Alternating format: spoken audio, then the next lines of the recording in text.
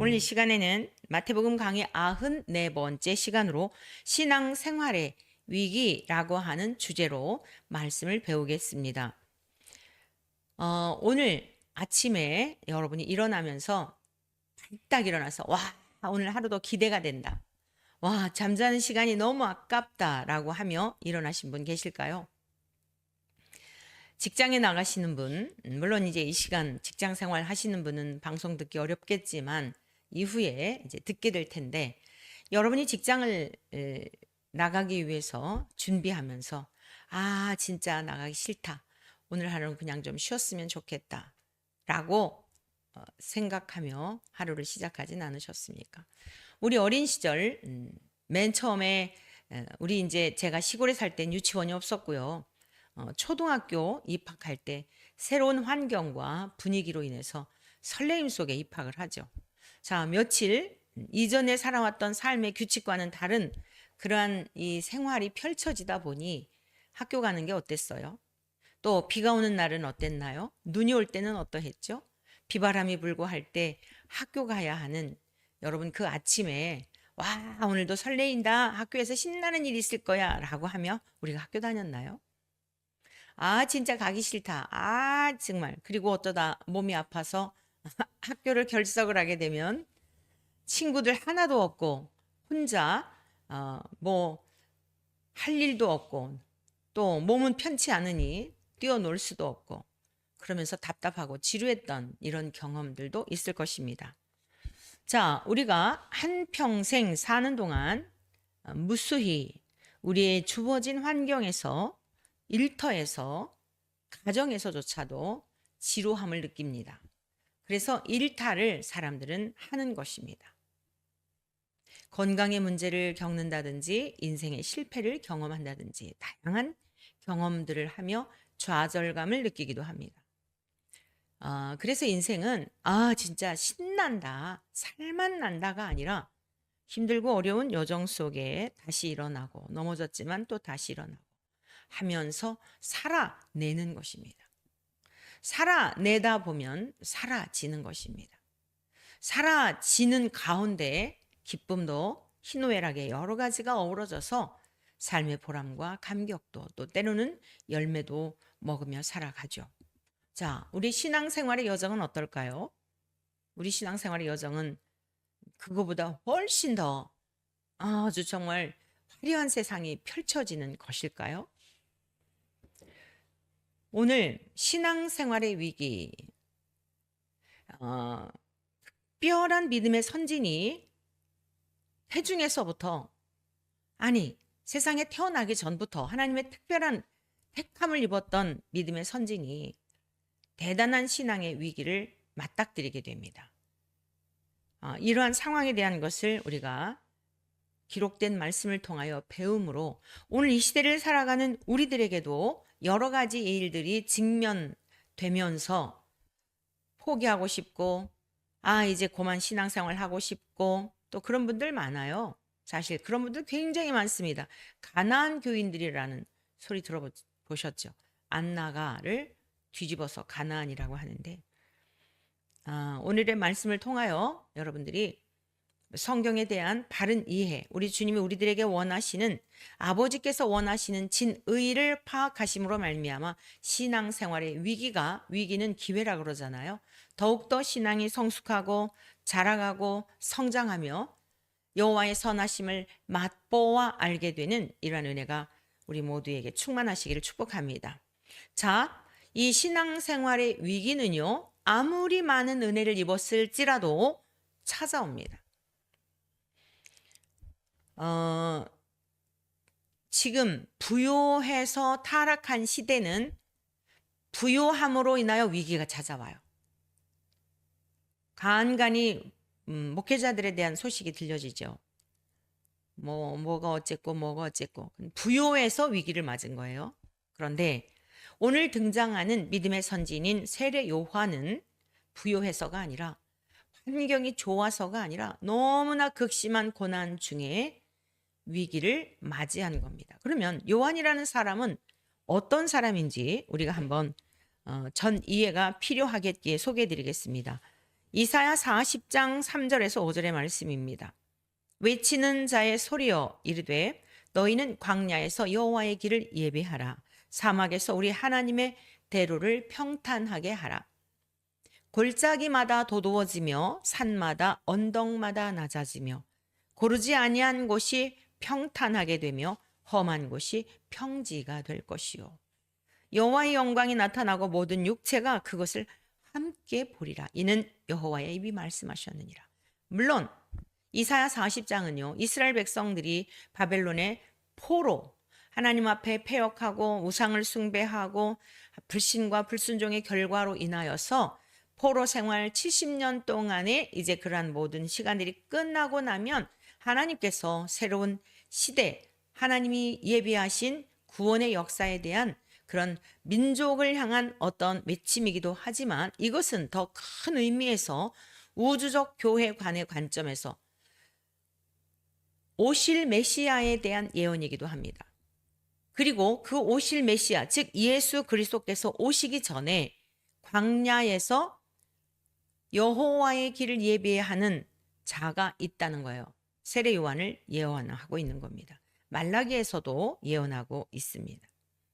자, 이 말씀은요. 700년 후에 우리 주님께서 이사야 선지자가 예언했던 내용대로 우리 주님이 탄생하셨고 주님이 탄생하시기 6개월 전에 세례 요한이 태어났죠. 마태복음 3장 1절에서 3절의 말씀입니다. 그때 세례 요한이 이르러 유대 광야에서 전파하여 말하되 회개하라 천국이 가까이 왔느니라 하였으니 그는 선지자 이사야를 통하여 말씀하신 자라. 일러스되 광야에 외치는 자의 소리가 있어 이르되 너희는 주의 길을 준비하라. 그가 오실 길을 곧게 하라 하였느니라. 네, 선지자가 예언된 대로 온 사람이라는 것입니다.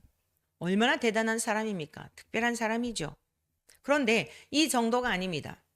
태어나기 전부터 하나님이 선지자를 통하여 어떤 사람인지 어떤 사람이 될 것인지에 대한 것을 계시하셨을 뿐만 아니라요. 그리고 그대로 성취되었을 뿐 아니라 태중에서부터 예수님을 기뻐한 사람입니다.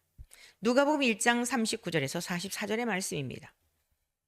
마리아가 천사를 통하여 성령으로 잉태된 성자 예수님이 잉태되었다는 소식을 듣게 됩니다.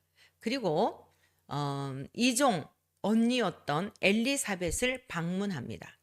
엘리사벳도 나이가 들어 아기를 가질 수 없으나 하나님의 특별한 은혜로 그가 임신하였다는 소식을 마리아에게 천사가 들려줍니다.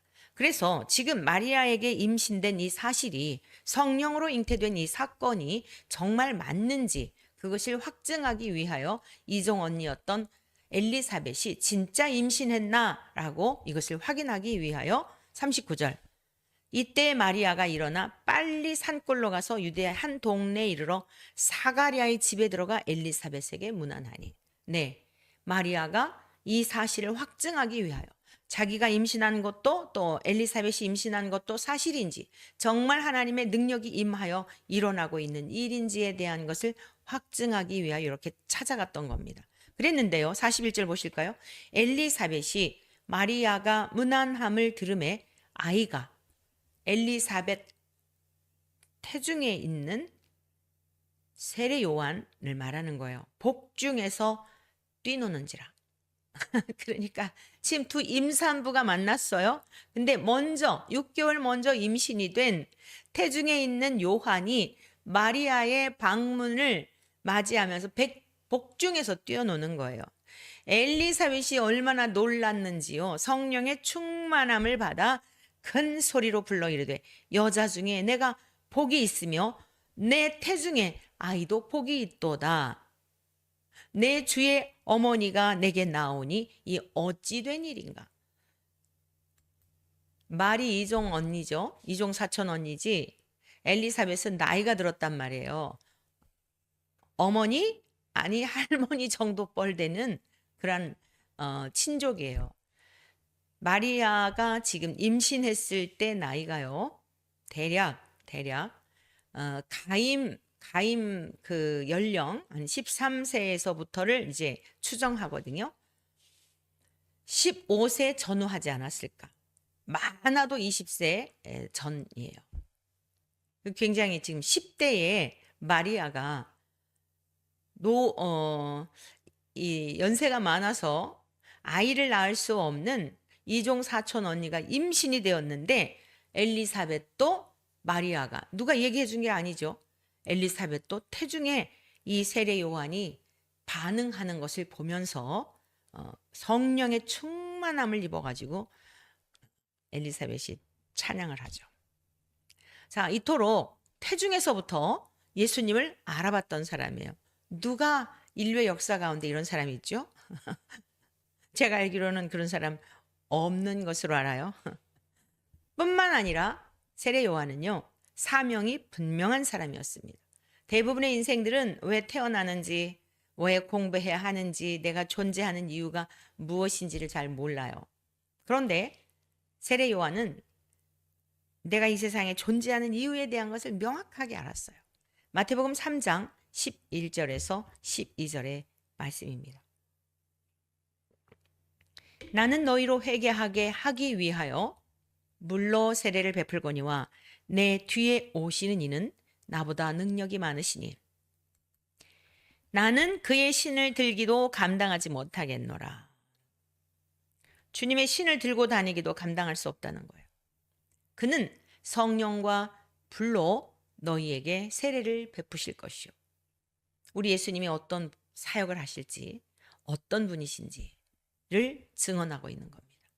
손에 키를 들고 자기의 타작마당을 정하게 하사 알곡은 모아 곳간에 들이고 쭉정이는 꺼지지 않는 불에 태우시리라 라고 하는 말씀을 선포합니다.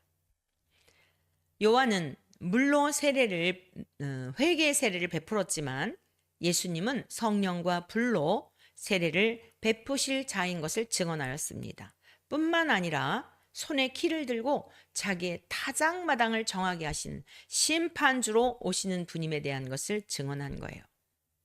뿐만 아닙니다. 요한은요, 겸손한 사람이었습니다. 이렇게 남들보다 알지 못하는 어떤 것을 알게 되면 사람들은 우쭐하기 쉽죠. 그런데 요한은 겸손한 사람이었어요. 마태복음 3장 13절에서 15절의 말씀입니다. 이때 예수께서 갈릴리로부터 요단강에 이르러 요한에게 세례를 받으려 하시니 요한이 말려 이르되 내가 당신에게서 세례를 받아야 할 터인데 당신이 내게로 오시나이까? 예수께서 대답하여 이르시되 이제 허락하라. 우리가 이와 같이 하여 모든 의를 이루는 것이 합당하니라 하시니 이에 요한이 허락하는지라. 네, 세례 요한은 예수님이 누구신지를 알아보았어요. 메시아인 것을 알아본 겁니다. 내가 오히려 당신에게 세례를 받아야 하는데 어찌 저에게 세례를 달라 하십니까? 이러지 마십시오. 이 너무 황송한 일입니다. 그때 주님께서는 허락하라. 요한의 마음을 아시죠? 하나님과 동일한 본질을 가지셨으니까. 하나님과 동일한 신성이 있으신 분이기 때문에 생각을 다 꿰뚫어 보십니다. 그러면서 예수님 역시 온유와 겸손하신 우리 주님은 그 앞에 머리를 숙이며 세례를 베풀어라. 이렇게 하는 것이 하나님께서 창세전부터 계획하셨던 하나님의 공의, 하나님의 정의, 하나님의 사랑, 하나님의 옳음, 하나님의 바름, 어떤 것도 희석될 수 없는 그 공정한 하나님의 의가 이루어지는 것이기 때문에 내가 죄인의 모습으로 와서 인간의 모습으로 와서 세례는 죄인들이 받는 거잖아요. 예수님은 의인이시기 때문에 세례를 받아야 할 이유가 없어요. 그런데 죄인의 모습으로 오셨기 때문에 죄인인 우리들의 죄악을 담당하시기 위하여 오셨기 때문에 건너뛰고 이런 거 없다는 거예요. 죄인의 모습으로 오신 까닭에 나에게 세례를 베풀어서 하나님이 육체를 입고 나를 보내신 그 뜻을 이루도록 하여라 라고 말씀하신 겁니다. 요한은 더 이상 거부할 수 없었죠. 요한이 세례를 베풉니다. 자, 이렇게 겸손한 사람이었고 사명이 분명한 사람이었고 태중에서부터 예수님을 기뻐했던 사람입니다. 태어나기 전부터 선지자들에 의하여 예언된 사람입니다. 우리가 다음 시간에 배우게 되겠지만 정말 주님께서 극찬하셨던 것처럼 여자가 낳은 자 중에 요한보다 더 큰 자가 없다고 할 정도로 대단한 사람이었습니다. 그런데도 불구하고 신앙의 위기를 맞이했다는 겁니다. 여러분, 누구라도 예외가 없어요. 부하면 부한대로, 빈하면 빈한대로 누구라도 부하면 게으름에 대한, 또 세상의 육체의 쾌락에 대한, 여러 가지 중독에 대한 유혹을 받습니다. 가난하면 가난한 대로 그 빈곤 속에서 여러 가지 원망하고 불평하고 하나님에 대한 불신과 불순종의 이 마음들이 싹 트는 것입니다. 그러면 신앙의 위기를 맞이하는 이유는 무엇일까요? 하나님의 진의를 알지 못할 때 시험을 받습니다. 자, 본문 말씀 마태복음 11장 2절 3절의 말씀입니다. 앞부분의 1절의 말씀은 예수님께서 이제 제자들에게 전도자로 파송하시면서 다른 지역으로 가시게 된 내용을 기록했고요. 가버나움으로 이동하신 것, 우리가 이제 추정해 볼 수 있는 그 다른 곳으로 이제 이동하신 다음에 요한이 옥에서 그리스도께서 하신 일을 듣고 제자들을 예수님께 보낸 거예요. 그리고 예수님께 질문을 합니다. 3절입니다. 예수께 여짜오되 오실 그이가 당신 오니이까 우리가 다른 일을 기다리오리이까. 세례 요한이 직접 질문한 게 아니에요. 세례 요한 공동체가 있었습니다. 안드레와 사도 요한이 본래 세례 요한의 제자였는데 우리 주님에게 이렇게 이제 인도하지요. 그리고 주님의 제자가 되었죠. 그런데 그 외에도 요한 공동체는 계속 있었어요. 그렇기 때문에 세례 요한의 제자들이 예수님께 그 제자는 스승의 말을 입에 두어 그 말을 전달하는 사람 아니겠어요? 우리가 주님의 제자된 사도들이 하는 일이 뭐예요? 주님이 그들의 입술에 맡긴 복음을 전하는 전도자들인 거예요. 오늘 이 시대에 뭐 사람들이 내가 사도다, 내가 제자다 뭐 이러는데 내가 사도다, 제자다라고 할 필요도 없고 자기 스스로를 향하여 자칭 사도다라고 하는 것도 굉장히 위험한 거예요. 자칭 선지자라 하는 것도 위험한 겁니다. 그것은 하나님이 세우시고 파송하시고 하나님이 말씀을 주어 일하시는 거지 자기 편에서 내가 선지자야, 내가 사도야 이런 거 아니에요. 자, 심지어 요한의 제자들조차도 주님께 가가지고요. 요한이 그 앞에서 묻는 것처럼 주님께 묻는 거예요. 오실 그이가 당신이 오니까 우리가 다른 일을 기다리오리까. 스승께서 선생님께 여쭤보라고 하였습니다. 제자들을 보내서 요한의 물음에 대한 것을 예수님께 대신 이렇게 여쭈었던 것입니다. 그래서 학자들 간에는 이 질문에 대하여 여러 가지 의견들이 있습니다. 이 질문을 통해 제자들로 하여금 예수님이 메시아인 것에 대한 그 확증을 시켜주기 위한 것이다 라는 류의 해석들을 해요. 긍정적인 해석들이죠. 그런데 정황을 보게 되면 그런 의미가 아닙니다. 자, 우리가 요한의 이러한 심정을 이해하기 위해서는 이 지금 요한의 마음에는요. 뭐 제자들에게 예수님에게 그 제자들을 예수님에게 보내요.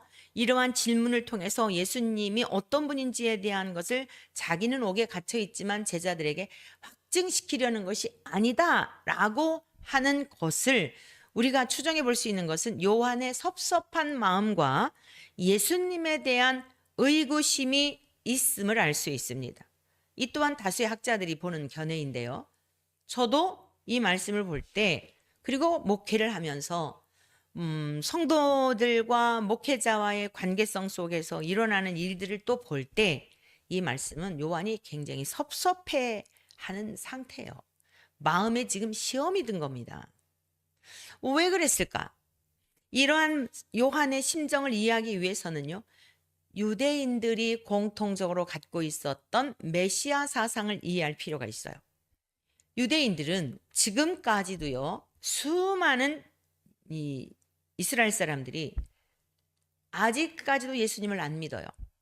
성지 순례를 세계 도처에 있는 사람들이 이스라엘로 가잖아요. 그리스도인이라면 일생 단 한 번만이라도 성지를 다녀와야 할 것 같은 그런 어떤 의무감들이 있잖아요. 그런데 이스라엘 사람들은요, 유대인들은 지금까지도 예수님이 태어나셨다라고 추정되는 장소에서 장사들을 합니다. 이스라엘 처처에 해외에서 들어오는 여행객들을 대상으로 여행객들이 찾는 이유가 뭐죠? 예수님이 태어나신 곳, 예수님이 활동하셨던 곳, 예수님이 십자가를 지고 가셨던 곳, 예수님이 십자가에서 돌아가셨던 곳, 이런 곳들을 찾아가는 거예요. 예수님을 중심에서 찾아가는 거예요. 그런데 그들은 안 믿어요. 장사는 하는데 안 믿습니다. 여전히 그렇습니다. 그럼 왜 그럴까요? 유대인들은 아주 참 이중적인데요. 메시아 사상이 있었어요. 이들이 생각하는 메시아는 그렇게 힘없이 처절한 모습으로 십자가에 돌아가시는 죽는 모습이 아니었습니다. 로마의 황제를 그리고 모든 로마의 군대를 쳐부수고 이스라엘 나라를 회복하는 정치적인 메시아를 기대했던 거예요. 그것이 유대인들의 메시아 사상이에요. 구약의 선지자들을 통하여 예언된 내용의 말씀들을 그들은 그렇게 곡해하고 있는 겁니다. 우리가 믿고 있는 만왕의 왕이신 그리스도, 구원자, 예수라고 하는 이름의 뜻이 말씀하고 있는 것처럼 그가 그들의 죄에서 구원할 자이심이라 라고 하는 죄에서 구원하시는 구원자가 아니라 이스라엘 나라를 살기 좋은 나라로 회복해 주시는 것을 기대하는 이러한 메시아를 기다리고 있었고 지금도 기다리고 있고 주님의 특별한 은혜가 아니면 그들의 마음을 돌이킬 수 없는 것입니다. 자, 그래서 요한은 그러한 메시아 사상, 정치적인 메시아 사상에 대한 생각이 있었기 때문에 자기가 지금 억울하게 옥에 갇혔지 않습니까? 그러니까 주님께서 오셔서 자기의 억울함을 대변해 주시던가, 아니 대변 정도가 아니라 이 악한 자들을 쳐부수고 자기를 구출해 주기를 바라는 마음이 없었을 거예요. 그런데 이제나 저제나 기다려도 예수님은 면회 한번 오시지 않고 아무런 자기가 지금 매여 있는 상황하고는 아무런 반응이 없는 거예요. 너무 마음이 어려웠어요. 그래서 제자들을 통해 예수님에게 물어봐라. 오실 그이가 당신이 오니까? 이게 뭐냐면 옛 선지자들이 선포했고 기록된 말씀과 같이 우리가 지금 믿고 있는 메시아, 이 나라를 회복해 줄 메시아, 약속된 대로 오실 그 메시아가 당신이 맞습니까? 라고 하는 질문을 한 것입니다. 사랑하는 성도 여러분, 요한보다 여자들이 낳은 자 중에 더 큰 자가 없다고 할 만큼 대단한 믿음의 선진임에도 불구하고 예수님이 오셔서 성육신 하신 예수님의 그 육체에 세례까지 주며 그분 앞에 직면해서 내가 어떠한 존재인지에 대한 것을 나는 주님의 신을 들기도 감당할 수 없는 사람이다라고 하는 겸손함으로, 그건 진심이지 가식적인 게 아니었겠죠. 그랬던 요한인데도 불구하고 박해를 받고 옥에 갇히고 억울한 누명을 쓰고 그런데도 불구하고 의를 위하여 박해를 받았는데도 불구하고 환경도 달라지지 않고 찾아오는 이도 없고 처참하게 이렇게 죽어가는 것은 아닌가라고 하는 이러한 그 문제 앞에 상당히 마음이 어려웠던 것입니다. 오늘 우리 믿음의 자리는 어떤가요? 예수님을 믿어 세상에서도 더 나은 삶, 행복한 삶, 이 땅에서 누릴 수 있는 지금보다는 적어도 더 나은 그러한 삶을 원하고 계시진 않습니까?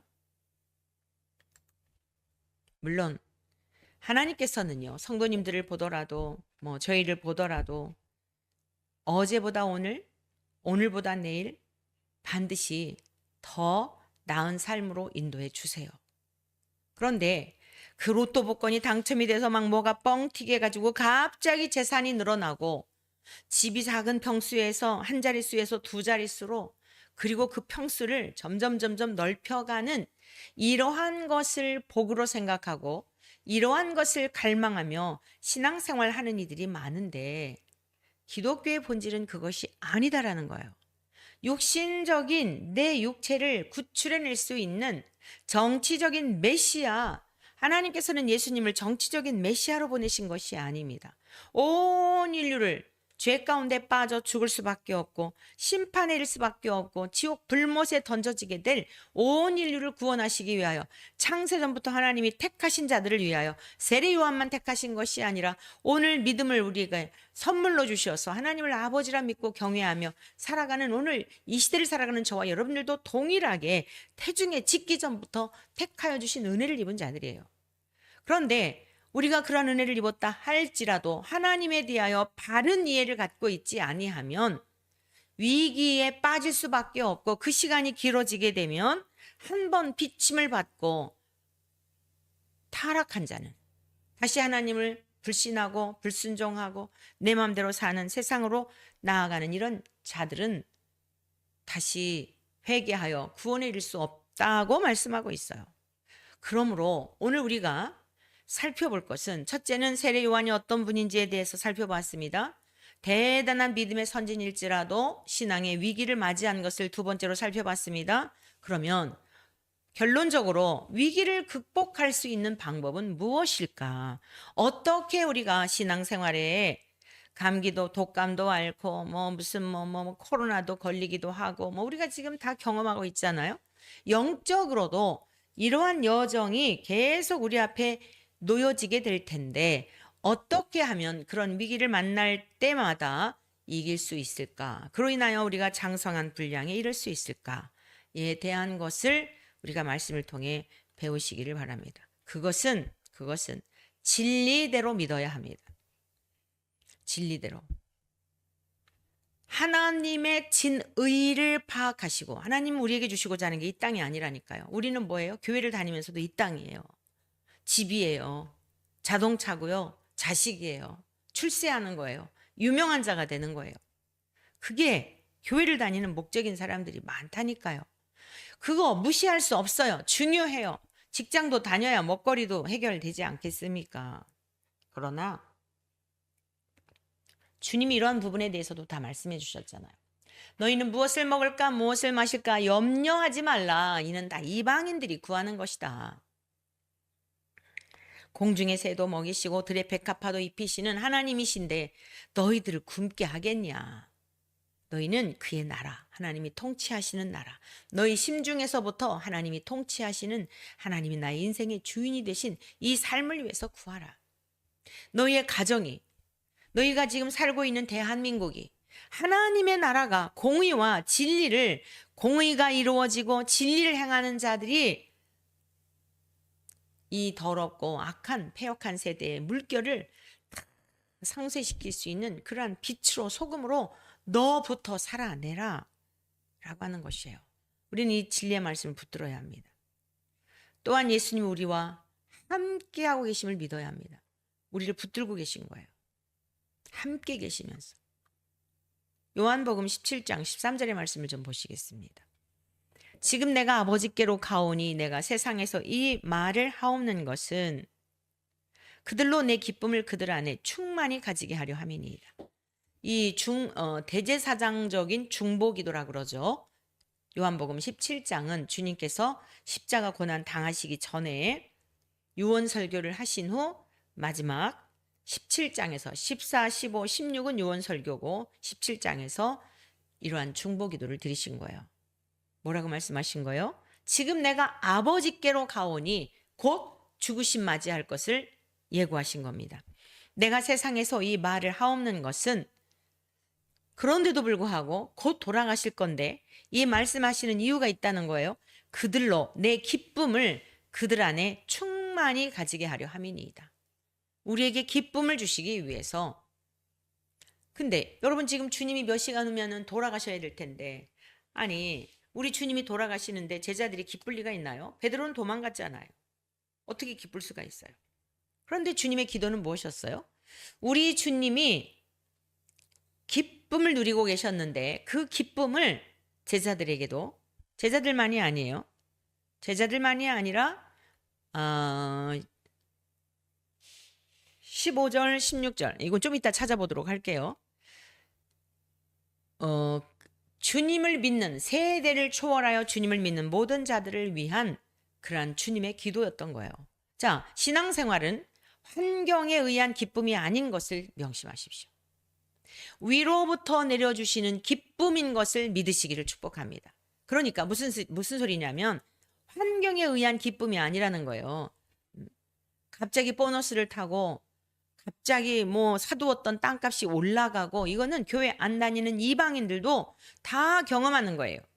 여러분의 자녀가 뭐 좋은 대학에 가고 좋은 직장에 가고 여러분의 자식보다도 훨씬 더 수준이 나은 사위를 얻었거나 며느리감을 얻었거나, 그래서 여러분이 그 어떤 아들이든 딸이든 결혼을 잘 하여서 여러분들에게 인생에도 유익이 되는 그런 기쁨, 이런 게 아니에요.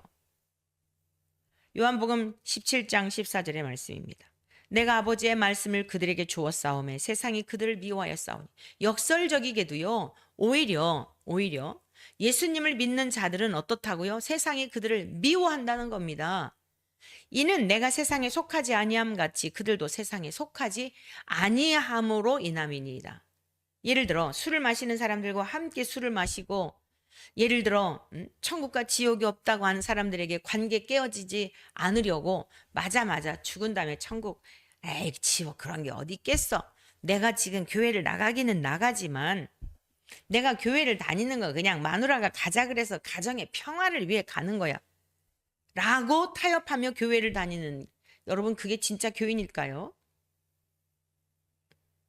그런데 식사 자리에서 식사를 하는데 이제 종교적인 얘기가 나온 거예요. 뭐 거기는 불교인도 있고 뭐 여러 종교인이 있을 수 있죠. 성당에 다니는 분도 있을 수 있고, 그러면서 성당에 다니는 어떤 분이 이야기를 하는 겁니다. 최근에 교황이 발표했듯이 모든 인간은 선하게 지음받았다. 그래서 모든 인간은 죄가 아니다. 근데 참된 그리스도인이, 오늘 말씀을 들은 여러분이 그건 아니다. 모든 사람은 의인이 없다. 모든 사람은 죄 가운데 태어났다. 이렇게 얘기를 하는 거예요. 성경에 기록된 대로 아닌 것은 아니다라고 말하는 겁니다. 그때 어떡한다고요? 환영할 줄 알아요? 그 사람들의 생각을 바꿀까요? 오, 그래? 그거 몰랐던 건데 더 말해줘봐. 이럴까요? 얼굴을 삐죽거리면서 안색이 달라지면서 고개를 돌리면서, 아니 지금 이런 자리에서 왜 저런 얘기를 해? 아니 이 시대가 얼마나 문명의 발달이 된 시대인데 고리타분하게 천국과 지옥 이런 얘기를 아직도 쟤는 그런 걸 믿는데? 하면서 또 안 믿는 친구끼리 수군거리죠. 미움받는 겁니다. 미움받는 거예요. 환영받는 게 아니라니까요. 그런데 삶을 통해서 항상 하나님의 함께 하심에 대한 믿음으로 살아내다 보니 어때요? 진실하죠. 거짓이 없지요. 그들과 달라요. 앞뒤가 맞아요. 그들은 앞과 뒤가 다른데 참된 그리스도인은 이곳에서 얘기하는 것이나 그들이 있을 때 얘기하는 것이나 같단 말이에요. 시간이 지나면 어때요? 비교가 되죠. 누가 진짜인지. 결국엔 칭찬받아요. 결국에는 알아봐요. 주님이 말씀하셨어요. 이거 주님이 다 겪으신 겁니다. 내가 세상에 속하지 아니함 같이 그들도 세상에 속하지 아니함으로 인함이니이다. 주님께서 성부 하나님에게서 맡기신 말씀을 제자들에게 주었다는 겁니다. 그런데 말씀을 간직했다는 이유로 미워한다는 거예요. 그러니까 우리가 인생의 위기를 만날 때, 신앙생활의 위기를 만날 때 역설적으로 말씀을 더 꼭 붙들어야 하는 거예요. 왜? 진짜라는 증거거든요. 마귀가 그걸 알아보고 여러분을 말씀에 머물지 못하도록, 말씀이 마음에 머물지 못하도록 유혹하는 겁니다. 뭘 통해? 생각을 통해서요. 그러나 우리는 세상에 속한 자가 아니라는 거예요. 하나님이 인정해 주셨어요. 예수님이 인정해 주셨어요. 요한복음 17장 15절 16절입니다. 내가 비옵는 것은 그들을 세상에서 데려가시기를 위함이 아니요 다만 악에 빠지지 않게 보존하시기를 위함이니이다. 뭐라고 말씀하셨어요? 예수님이 기도하시는 이유가 있다는 거예요. 힘들고 어려우니까 그들 세상에서 빨리 데려가세요. 이 기도가 아니고, 힘들고 어렵다 할지라도, 도전을 받는다 할지라도 참된 진리를 전할 때에 받아들이지 않고 박해하고 모욕하고 조롱하는 일이 있을지라도 그러한 악에 빠지지 않도록, 하나님을 원망하거나 불신하거나 불순종하는 죄의 유전이 아직도 살아있어서 우리를 어떻게 해서든지 걸려 넘어지려고 악한 원수마귀가 생각을 주는데 거기에 넘어가지 않도록, 악에 빠지지 않고 하나님께서 보존해 주시기를 소망하며 이렇게 우리를 위해 대제사장적 기도를 드린 겁니다. 16절, 내가 세상에 속하지 아니함 같이 그들도 세상에 속하지 아니하여 싸움나이다. 사랑하는 성도 여러분, 저와 여러분은 세상에 살고 있습니다. 그러나 세상에 속한 자가 아닌 것을 명심하십시오. 그러니 당연히 차별을 받고, 그야말로 당연히 오해를 받고 별의별 소리를 다 듣는 거예요. 진리를 타협하면 그런 소리 들을 이유가 없어요. 그런데 우리는 절대로 어떤 위기를 만난다 하더라도 진리를 왜곡하거나 하나님의 말씀을 타협하거나 사람들의 마음에 들기 위하여, 마음을 훔치기 위하여 하나님의 말씀을 변개하는 일을 해서는 안 되는 것입니다. 우리가 세상을 떠난다 해도 영원한 생명을 주셨고 이미 우리는 그 생명 안에 살고 있고 그 나라에 이르러 영원한 영생을 누리며 살게 될 하나님 나라가 준비되어 있습니다. 우리는 계속해서 그 나라에 들어가기에 합당한 자로 주님 명하신 말씀대로 순종하며 신앙의 위기가 온다 할지라도 낙심하지 말고 오히려 더 주님께 바짝 붙어 말씀을 붙들고 말씀이 육신이 되신 주님의 이름을 의지하여 하나님 앞에 간구할 때에, 그리고 삶으로 살아낼 때에 치열하게 영적 전쟁에서 싸우게 될 때에 우리의 힘으로 싸우고 이기는 것이 아니라 내주하시는 성령님의 도우심을 힘입어 넉넉히 승리의 삶을 살아낼 줄로 믿습니다. 그러므로 인생의 신앙의 위기가 찾아올 때 낙심하지 말고 살아계신 하나님을 더 경험함으로 풍성한 은혜를 누리다가 주님 앞에 이를 수 있는 우리 모두 되시기를 주의 이름으로 축원합니다.